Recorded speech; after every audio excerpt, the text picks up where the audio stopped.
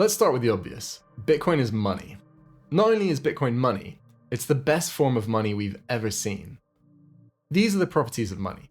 The closer that a thing can get to having these properties, the better the money it is. Durable. The good must not be perishable or easily destroyed. Portable. The good must be easy to transport and store. Fungible. One unit of the good should be interchangeable with another of equal quantity.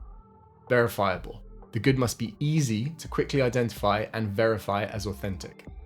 Divisible. The good must be easy to subdivide. Scarce.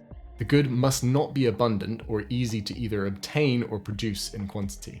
Scarcity is perhaps the most important attribute of a store of value. It's where the value part comes from. Established history. The longer the good is perceived to have been valuable by society, the greater its appeal as a store of value. Censorship resistant. How difficult it is for a corporation or state to prevent the owner of the good from storing and using it. At a glance, you can clearly see that Bitcoin wins, but don't worry, we'll go through each property to see if Bitcoin can hold up to these claims. It makes sense that if we were to store our wealth in something like grains or wheat, mice could eat the grain and our wealth would be destroyed. Most of the gold that was mined thousands of years ago still exists today, so it's not surprising that it's held its value across the same time frame. Being a digital asset, Bitcoin is not inherently physical and therefore cannot itself degrade. However, Bitcoin is hosted inside its network, and the network's durability relies on the existence of the internet. So as long as the internet exists in some form, Bitcoin will exist. Less of a track record than gold, but still highly durable. In fiat currencies, many governments have come and gone over the centuries, and their currencies disappeared with them. For example, the currencies of the Weimar Republic or the Roman Empire no longer have value because the institution that issued them no longer exists. If history is a guide, it would be foolish to consider fiat currencies durable in the long term. Bitcoin is the most portable form of money ever. You can carry your wealth anywhere in the world just by memorizing 12 words. Memorizing your seed phrase to your wallet allows you to restore that wallet and recover your Bitcoin, even in the rare case that you're not able to take your phone or computer with you, fleeing a war-torn country, for example. Gold, on the other hand, is the least portable of the three. In fact, gold failed as the global reserve asset due to its lack of portability. Governments and institutions needed a faster way of having transaction finality, and thus paper money was invented as a claim on the gold to be able to transact with in the place of slow, risky, and expensive to move gold. However, government regulations and capital controls mean that transfers of large amounts of value usually takes days or may not even be possible at all. Gold provides the standard for fungibility. When melted down, an ounce of gold is essentially the same as any other. Fiat currencies, on the other hand, are only as fungible as the issuing institutions will allow them to be. While a $20 bill is the same as any other $20 bill, there are instances where large denomination notes have been treated differently to smaller ones. One Bitcoin is the same as another on the network level. However, because Bitcoins are traceable on the blockchain, a particular Bitcoin may become tainted by its use in an illicit trade, and merchants or exchanges may be compelled not to accept such tainted Bitcoins. Both fiat currencies and gold are fairly easy to verify for authenticity. However, despite providing features on their banknotes to prevent counterfeiting, nation-states and their citizens still face the potential to be duped by counterfeit bills. Gold is also not immune to being counterfeited. Sophisticated criminals have used gold-plated tungsten as a way of fooling gold investors into paying for false gold.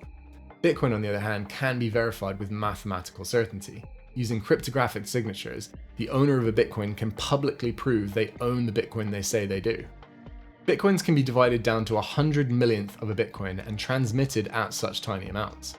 Fiat currencies are typically divisible down to pocket change, which has very little purchasing power, making fiat divisible enough in practice. Gold, while physically divisible, becomes difficult to use when divided into small enough quantities that it can be useful for a lower value day-to-day trade. Scarcity is perhaps the most important attribute of a store of value. As the scarcer a commodity is, the more valuable it is. This was very evident when the world moved from the silver standard over to the gold standard, simply because gold was more scarce than silver. China was the last country to move to the gold standard in 1935, and they suffered financially because they were so late to adopt gold, and all because of gold's scarcity. Fiat money gets printed endlessly. Gold is still being mined, but Bitcoin? There will only ever be 21 million, ever. No government can change that, no corporation can create more. That's why people say Bitcoin is harder than gold. Obviously, gold has been around the longest, being money for thousands of years. Fiat currencies have been around for different points of history at different periods of time, though all of them have come to an end at some point. The British pound has existed in one form or another since the year 928. Bitcoin has the shortest history, having been invented in 2008 and first used in 2009. However, it has weathered enough trials in the market that there is a high likelihood that it will not vanish as a valued asset anytime soon. Bitcoin initially gained traction in the illicit drug trade because of its permissionless nature, meaning that anyone can use it without restrictions. Unlike traditional banking, where transactions can be blocked by regulators, Bitcoin operates on a censorship-resistant peer-to-peer network.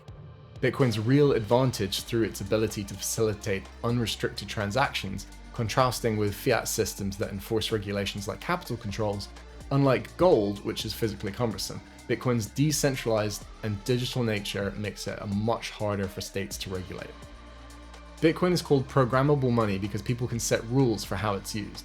It has built-in scripting that allows transactions to follow specific conditions, like requiring multiple people to approve a payment, multi-signature, setting a delay before money can be spent, time locks, or only allowing funds to be used if certain rules are met.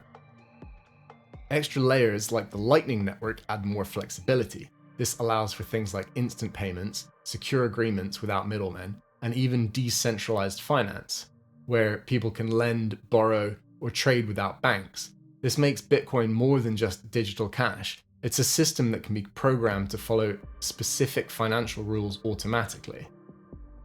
Bitcoin is decentralized because it operates on a global network of independent computers, nodes, that validate transactions without a central authority, making it resistant to control or censorship.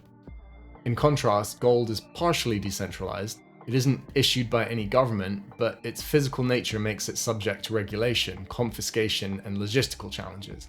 Fiat currencies, like the US dollar or the euro, are the least decentralized. They are fully controlled by governments and central banks who can print money, freeze accounts, or restrict transactions at will. Unlike fiat, Bitcoin's decentralized design ensures that no single entity can manipulate its supply or block transactions. Gold was money for 5,000 years. Fiat has ruled for the last century, but Bitcoin, it's the first form of money designed for the digital age. Scarce, unstoppable, and borderless. The question isn't whether Bitcoin will be used. The question is, will you be early or late?